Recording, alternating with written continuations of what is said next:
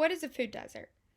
According to the Food Empowerment Project, food deserts can be described as geographic areas where residents' access to affordable, healthy food, such as fresh fruits and vegetables, is restricted or non existent due to the absence of grocery stores within convenient traveling distance.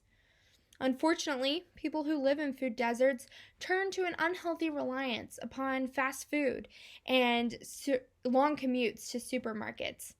According to a report prepared for Congress by the Economic Research Service of the U.S. Department of Agriculture, about 2.3 million people live more than 1 mile away from a supermarket and do not own a car. Unfortunate as well, in food deserts, public transportation is often unreliable or inconvenient or sometimes non existent.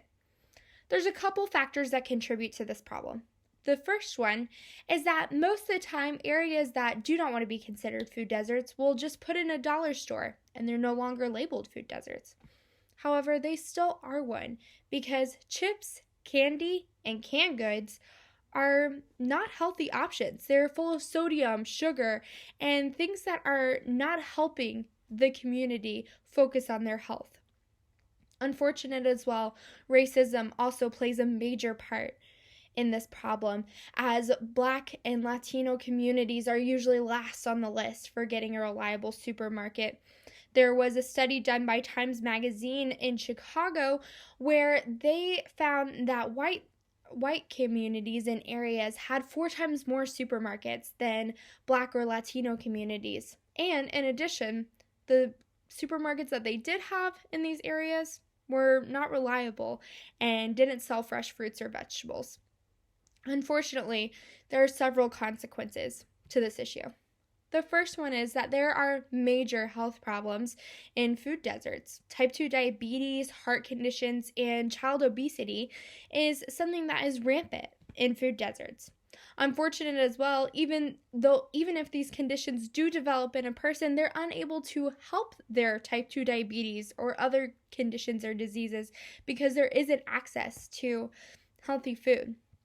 The second consequence is that there is strong generational habitual patterns in food deserts of just reliance upon fast food and unhealthy eating and low exercise most of the time because they've not been able to access healthy food for so long.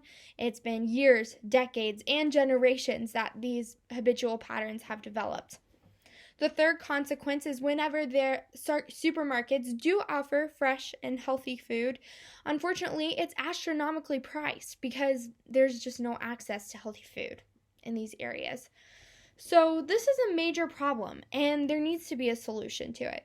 There have been several who have tried to put solutions of limiting fast food options or maybe putting in some more local places to eat or maybe more supermarkets. However, these are not sustainable solutions. These actually create more problems.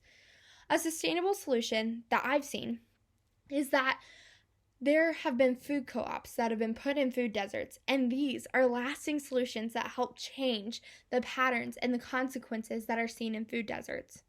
This is done in a couple of steps. The first step is that these food co-ops need farmers. These relationships can be forged online, as most farmers are very willing and passionate about helping food deserts, or through your local community center or church. These relationships need to be strong and foundational, with the farmers believing that food deserts are a problem and they need to be cured and stopped. The second place is location. The best place to put in a food co-op is a local church.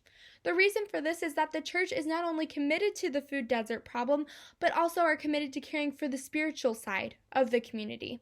They're also able to forge relationships and meet other needs that the community may have. This can also be done through a local nonprofit or a community center. So once these two things are established, the food co-op can be set up.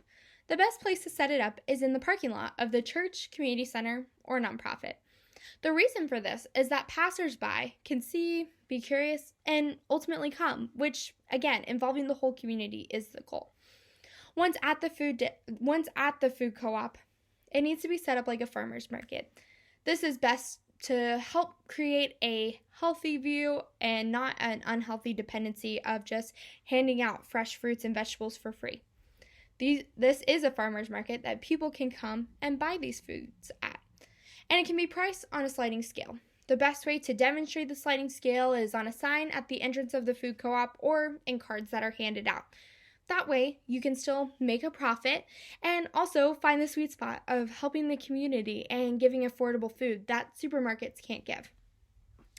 Once this is established, I've seen this best done by the Sojourner Church in New Albany, and they also offer exercise, health, and cooking classes. They even sometimes have local chefs come and stand in the parking lot and show the community how to make fresh meals with the fruits and vegetables that they provide.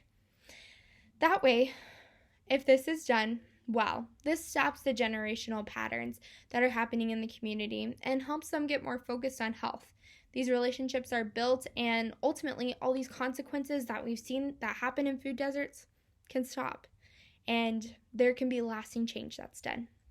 So, the next time that you're driving to your church, look around the community. Are there grocery stores that are easily accessed, or is there a bunch of fast food restaurants that are all around? And ask yourself if you can be a part of the change, if you can help lessen food deserts and stop this crisis that's happening all around America.